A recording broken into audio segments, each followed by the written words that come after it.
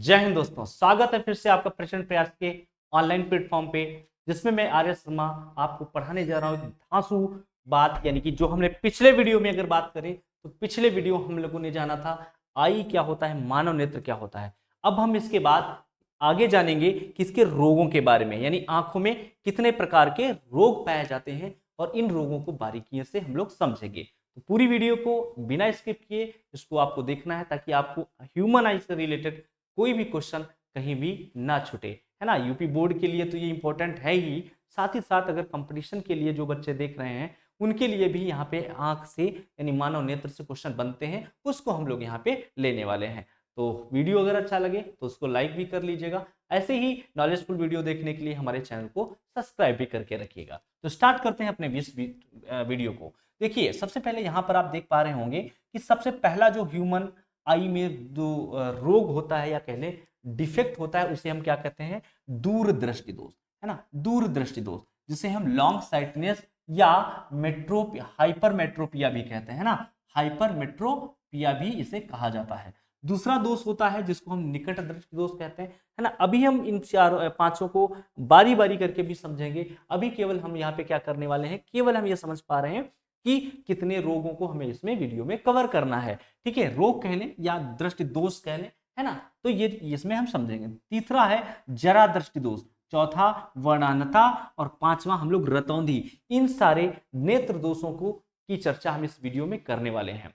ठीक है, तो चलिए स्टार्ट करते हैं। सबसे पहला जो है हमारा, और जी हाँ, आपके लिए एक तोहफा है हमारे इस प्रचंड प्रयास की तरफ से, जहां पे हम लोग यूपी बोर्ड के लिए बहुत मेहनत कर रहे हैं और आपका रिजल्ट भी बेटर आएगा। और यहाँ पे सारे कोर्सेस हमारे यहाँ पे अवेलेबल हैं, वो भी कितने, 50% डिस्काउंट के साथ। सारे कोर्स अगर आप हमारे लेते हैं ये 50% डिस्काउंट के साथ अवेलेबल हैं। ठीक है, तो हमसे जुड़ना ना भूलिए। देखिए, सबसे पहले जो दृष्टि दोष है वो आपकी आंखों के सामने आ चुका है। एक मिनट, इसको हम क्या कर लेते हैं, थोड़ा सा जूम आउट कर लें तो आपको क्या समझ में ये बहुत अच्छे से आ जाएगा। ठीक है, तो देखते हैं सबसे पहला जो दोष है ना, ये एक मिनट,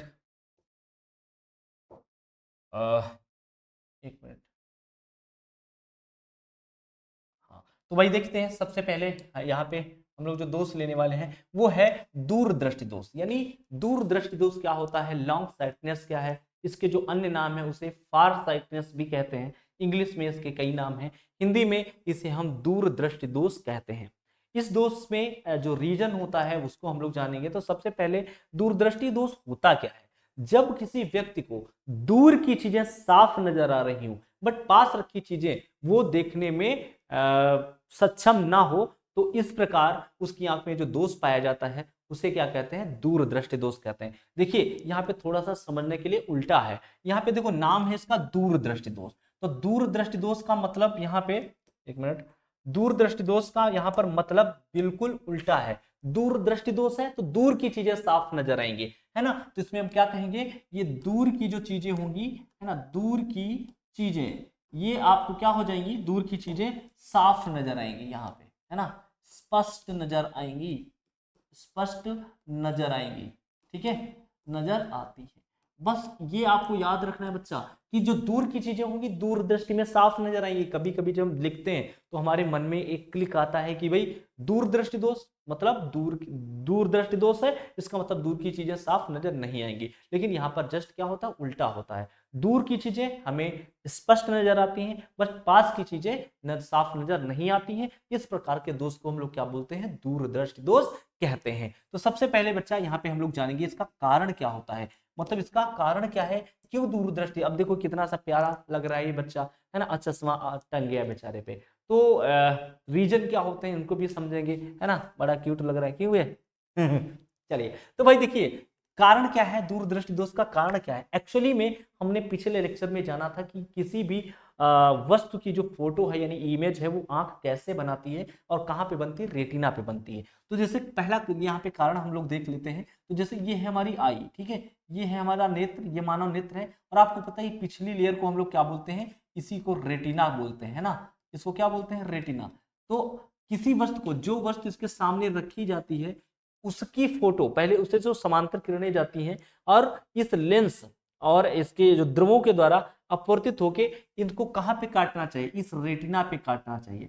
अगर किरणें रेटिना पे काटती हैं तो वो हमें स्पष्ट प्रतिबिंब दिखाई देगा, यानी जिस वस्तु को हम देख पा रहे होंगे वो हमें स्पष्ट दिखाई दे रही होगी। लेकिन ये रेज होती क्या है, रेटिना के पीछे काटती हैं। मतलब जब हमारी आंखों में दूरदृष्टि दोष होता है तो वस्तु से चलने वाली जो समांतर किरणें हैं एक्चुअली में वो रेटिना के पीछे काटती हैं, और रेटिना के पीछे काटने की वजह से उस वस्तु का जो प्रतिबिंब है हमारी रेटिना के पीछे बनता है। इस वजह से ये वस्तु हमें नजर नहीं आती, क्योंकि वस्तु को पहचानने की जो क्षमता है वो कहाँ पे होती है, रेटिना पे होती है। या कहते हैं retina is the called the screen of the eyes, यही हमारा आंख का क्या होता है, स्क्रीन होता है। तो भाई रेटिना पे बनने वाला ही प्रतिबिंब हमें साफ दिखाई देगा, रेटिना के पीछे या आगे बनने वाला प्रतिबिंब साफ दिखाई नहीं देगा। तो मेन रीजन है दूरदृष्टि दोष में क्या, इससे जो चलने वाली किरणें, वस्तु से आने वाली जो किरणें हैं वो कहाँ पे काटती है, रेटिना के पीछे जस्ट काटती हैं, जिस वजह से हमें वो प्रतिबिंब स्पष्ट दिखाई नहीं देता। क्लियर हो गई, ये हो गई दूरदृष्टि की बात।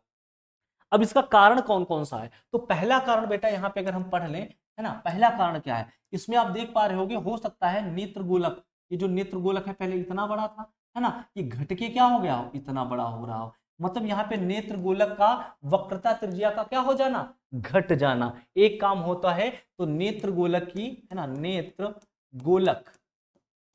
गोलक की वक्रता त्रिज्या, है ना, वक्रता त्रिज्या का क्या हो जाना, कम हो जाना, है ना, कम, या वक्रता नेत्रगोलक, सॉरी, वक्रता नेत्रगोलक की वक्रता त्रिज्या क्या हो जाए, कम हो जाएगा, है ना, कम हो जाना। ठीक, यहाँ पे ऐसे लिख दे रहे हैं। क्या हुआ, पहला रीजन आपने क्या लिखा, पहला रीजन है वक्रता त्रिज्या का कम हो गया। जब नेत्रगोलक की वक्रता त्रिज्या कम हो जाएगी मतलब रेटिना ही शिफ्ट हो गई है, तो हमारी रे पहले जहां काटती थी वही काट रही, पर रेटिना क्या हो रही, किसी भी रीजन से आपके बॉडी में कोई भी ऐसा रोग लग सकता है जिसकी वजह से आपके नेत्र गोलक का व्यास क्या हो जाए, थोड़ा छोटा हो जाए, यानी उसकी वक्रता त्रिज्या क्या हो जाएगी, कम हो जाएगी। या दूसरा रीजन क्या हो सकता है कि जो हमारा नेत्र है उसकी फोकस दूरी क्या हो जाए, बढ़ जाए। भाई पहले फोकस यहाँ पे हो रहा था और अगर फोकस दूरी बढ़ेगी तो वो पीछे कटने लग जाएगी। मतलब दूसरा रीजन यहाँ पे अगर हम लिखें तो दूसरा रीजन बेटा हम लोग क्या लिख पाएंगे, है ना, क्या लिखें, फोकस दूरी का बढ़ जाना, है ना। दूसरा जो इसका कारण है वो क्या है, फोकस दूरी का बढ़ जाना, है ना, फोकस दूरी का बढ़ जाना। समझ में आ गया बेटा, फोकस दूरी का बढ़ जाना, ये एक दो इसके कारण हो सकते हैं। पहला कारण जो आपने ब्लू कलर से यहाँ पे समझा है वो क्या है, नेत्र गोलक का अगर व्यास बढ़ जाता है जिसकी वजह से किरणें पीछे काटने लगती हैं। या दूसरा जो कारण है वो क्या हो सकता है, हमारे जो नेत्र है यानी उसका नेत्र लेंस है उसका अगर फोकस दूरी बढ़ जाए तो भी, किसी भी रीजन से फोकस दूरी अगर बढ़ जाती है तो भी हमारी आंखों में दूरदृष्टि दोष हो जाता है। ठीक, तो ये रही बात कारण की, कैसे दूरदृष्टि दोष होता है ना। अब इसका निवारण कैसे करेंगे बच्चा, अगर निवारण करना है तो चलिए आपको इसी वीडियो में डॉक्टर भी बना देते हैं, है ना, समझ जाएंगे। ग्लास, किसी का चश्मा देख के आपको बता पाएंगे कि उसमें कौन सा दोष है। क्लियर हुई बात। तो देखो भाई यहाँ पे निवारण कैसे करते हैं इस दोष को, निवारण के लिए देखो किरणें कहाँ है, पीछे काट रही हैं, मतलब थोड़ी फैलाव ज्यादा है किरणों को, जो पैरेलल किरणें आई हैं, समांतर आई हैं, वो दूर काट रही थी। अब हम क्या करें, किसी भी तरीके से इन किरणों को पास काट दें, मतलब जो किरणें हमारी अपसरित हो रही हैं, मतलब थोड़ा सा फैल के जा रही हैं, इनको अगर अभिसरित कर लें, मतलब थोड़ा सा और झुका लें, तो ये जो यहाँ काट रही है वो कहाँ काट देंगे, रेटिना पे। तो इसके लिए हमें एक अभिसारी, है ना, एक अभिसारी लेंस का इस्तेमाल करना पड़ेगा, जिसको बेटा हम क्या कहते हैं, उत्तल लेंस, है ना। उत्तल लेंस का अगर हम क्या कर लें, उत्तल लेंस का उचित फोकस दूरी का क्या कर लें, उत्तल लेंस का हम अगर चश्मा पहन लें तो किरणें जो आ रही थी, इनको जो किरणें पीछे काट रही थी इनको क्या करेगा उत्तल लेंस, और झुका देगा, थोड़ा और झुका देगा, जिससे ये चलने वाली किरणें फिर से कहाँ काटने लग जाएंगी बेटा, फिर से रेटिना पे काटने लग जाएंगी, जिससे आपका प्रतिबिंब पुनः एक बार रेटिना पे बनने लग जाएगा और आपको वो जो दूर रखी चीजें स्पष्ट दिखाई, सॉरी इसमें पास की चीजें जो स्पष्ट दिखाई नहीं देती थी वो भी आसानी से दिखाई देनी लगेंगी। समझ में आ गया, दूर दृष्टि दोष है तो दूर की चीजें साफ नजर आती हैं, समझ में आ गया। निकट दृष्टि दोष में निकट की साफ नजर आएंगी, ये बात बार बार आपको रिपीट करना है। तो बेटा यहाँ पर क्या करते हैं निवारण के लिए, देखो निवारण के लिए हमें क्या करना पड़ेगा, यहाँ पे निवारण के लिए आप क्या करेंगे, उचित फोकस दूरी का, है ना, उचित फोकस दूरी का, यहाँ पे फोकस दूरी का आपको उचित फोकस दूरी का उत्तल लेंस का, है ना, उत्तल लेंस वाला, है ना, उत्तल लेंस वाला चश्मा अगर पहन लेते हैं, है ना, लेंस के चश्मे का उपयोग करना चाहिए, है ना, चश्मे का उपयोग करना चाहिए, है ना, उपयोग करना चाहिए। बात समझ में आ गई बच्चा? अगर हम एक जो उचित फोकस दूरी का मतलब जिसकी फोकस दूरी कितनी हो, हमारी रेटिना के बराबर हो, ऐसा तो ये आप डॉक्टर के पास जाएंगे तो आपकी पहले वो क्या देखेगा, कितने पॉइंट का मतलब कितनी फोकस दूरी का आपको चश्मा चाहिए, वो क्या करेगा, एक उत्तल लेंस का चश्मा इस बब्बू के जैसा बना के दे देगा, और फिर से आप दूर की चीजों को, सॉरी पास की चीजों को आसानी से देख पाएंगे, और ये दोष आपकी आंखों से निवारण हो जाएगा। तो आपको समझ में आ गया होगा दूरदृष्टि क्या है। दूरदृष्टि में दूर की चीजें साफ दिखाई देती हैं, लेकिन पास की चीजें साफ दिखाई नहीं देती हैं। कारण क्या होता है, नेत्र गोलक का बढ़ जाना, या क्या फोकस दूरी का फोकस दूरी का बढ़ जाना, या नेत्र गोलक का कम हो जाना, है ना, घट जाना। और उसका निवारण कैसे करते हैं, निवारण में हम लोग देख चुके हैं कि उत्तल लेंस की, है ना, उचित फोकस दूरी के उत्तल लेंस के चश्मे का उपयोग कर लेंगे तो क्या हो जाएगी, ये दोष निवारित हो जाएगा, दूर हो जाएगा। ठीक, इसके बाद बेटा आता है हमारा कौन सा, निकट दृष्टि दोष। और इसमें भी आप देख रहे हो कितनी सी प्यारी सी क्यूट सी आपकी बच्ची है, उसमें चश्मा यानी ग्लास लग गया, तो इसका मतलब है इनका कैसा होगा, इनमें क्या प्रॉब्लम आई होगी। तो देखो इसके जो नाम है शॉर्ट साइटनेस से कहते हैं, और इसे ही मायोपिया कहा जाता है इंग्लिश में, यानी जो हमारा निकट दृष्टि दोष है, इसमें निकट की चीजें क्या होगी, स्पष्ट दिखाई देंगी। तो यहाँ पे क्या होगा, निकट की जो चीजें हैं, निकट का मतलब पास की चीजें स्पष्ट दिखाई देंगी, है ना, निकट की वस्तुएं साफ नजर आएंगी, है ना, साफ नजर आती हैं। समझ में आ गया? इसमें देखो निकट दृष्टि दोष है तो निकट की चीजें क्या होंगी, साफ नजर आएंगी, जबकि दूर की चीजें साफ नजर नहीं आएंगी। यानी दूर की चीजों, तो हम लोग क्या लिखेंगे, डेफिनेशन में लिख सकते हैं कि इस निकट दृष्टि दोष से पीड़ित व्यक्ति को पास की चीजें तो स्पष्ट नजर आती हैं, किंतु दूर रखी चीजें स्पष्ट नजर नहीं आती हैं, है ना। तो उसमें कौन सा रोग पाया जाएगा, हमारा ये शॉर्ट साइटनेस या मायोपिया यानी निकट दृष्टि दोष उसकी आंखों में है। तो ये हो गया पहचान, मतलब कौन सा रोग है, तो डॉक्टर ने क्या कर लिया, पहले इसको पहचान लेंगे। उसके बाद बच्चा कारण की अगर बात करेंगे तो इसका पहला जो कारण है ना, पहला कारण इसका क्या होता है, रीजन वही है। पहले देखिए होता क्या है इससे जो पैरेलल किरणें आती हैं, मतलब समांतर किरणें आ रही होंगी वस्तु से, ये कि इससे टकरा करके रेटिना के पहले ही काट दे रही है।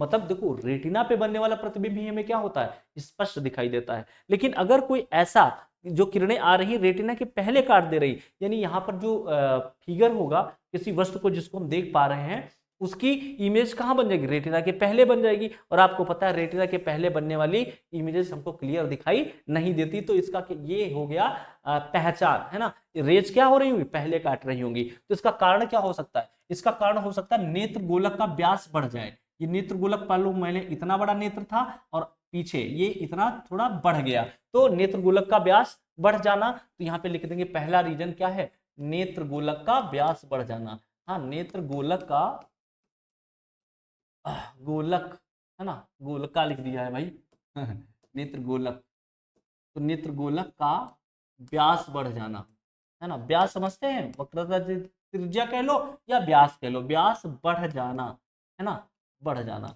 अगर हमारा नेत्र गोलक का क्या हो गया, व्यास बढ़ गया हो, तो भी क्या हो जाएगा, ये दोष हमारी आंखों में आ जाएगा। दूसरा रीजन बच्चा इसका क्या हो सकता है, दूसरा कि फोकस दूरी का घट जाना। जो ये उत्तल लेंस आपको नजर आ रहा है, अगर इसकी फोकस दूरी पहले मान लो यहां थी तो बड़ी थी, तो रेटिना पे काट रही थी, किसी वजह से किसी कारण से इसकी फोकस दूरी क्या हो गई, घट गई। तो फोकस दूरी घट जाने से ये रोग उत्पन्न हो जाएगा। तो दूसरा रीजन हो जाएगा, है ना, फोकस दूरी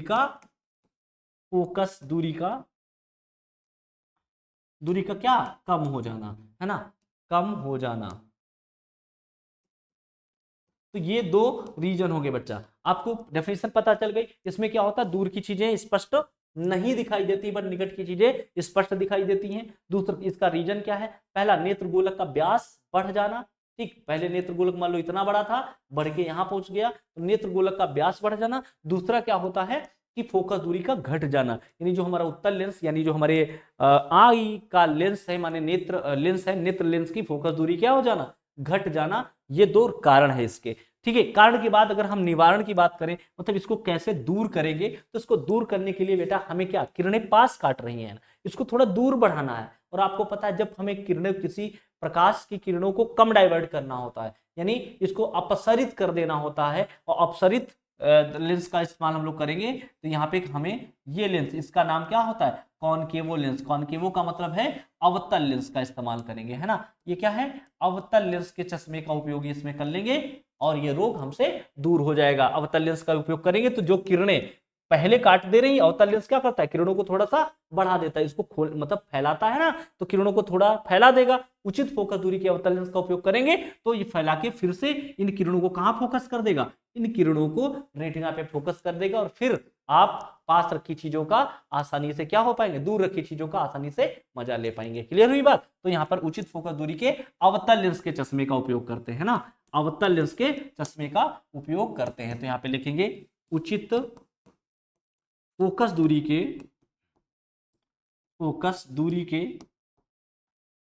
के अवतल लेंस के चश्मे का, है ना, अवतल लेंस के चश्मे का प्रयोग करते हैं ना, कि चश्मे का प्रयोग करते हैं ना, प्रयोग करते हैं। बात समझ में आ गई।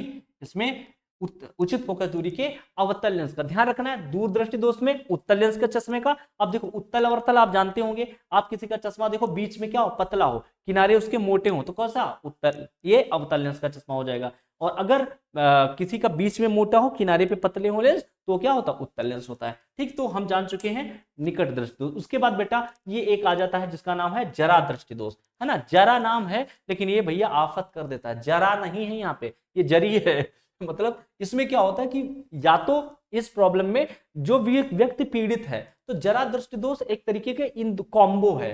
कॉम्बो समझते हैं, एक में दूसरे का मजा है। मतलब निकट दृष्टि दोष के साथ साथ जब व्यक्ति में दूर दृष्टि, दोनों हो जाते हैं। मतलब अगर हम इसकी बात कर लें तो इसमें भैया निकट दृष्टि दोष भी होता है ना, निकट दृष्टि दोष भी होता है ना, निकट दृष्टि दोष, और प्लस इसके साथ साथ, क्या होता है, दूर दृष्टि दोष भी होता है। आप समझ सकते हैं कितनी बड़ी आफत है दृष्टि दोष। लेकिन अरे दोष किस ऐसे लिखेंगे, है ना, ये निकट दृष्टि दोष और दूर दृष्टि दोष दोनों जब आपको एक साथ मिलते हैं तो ये उत्पन्न हो जाता है जरा दृष्टि दोष। इसमें भैया देखो बाबा जी और अंकल क्या हाल है ना, बड़ा फैंसी चश्मा पहनते हैं अंकल। तो ये क्या कर रहे हैं भाई, बड़ी किताब को ऐसे देख रहे हैं, इसका मतलब इनको दूर की, मतलब पास की चीजें स्पष्ट नजर नहीं आ रही होंगी, जिस वजह से दूर करके देख लेते हैं। और ये भाई साहब है ना, जैसे ये अंकल देखो क्या कर रहे हैं, मोबाइल को थोड़ा पास ला के देख रहे हैं, है ना, वही तो है यार, शकल सेम है का, लग तो रहा है सेम ही है।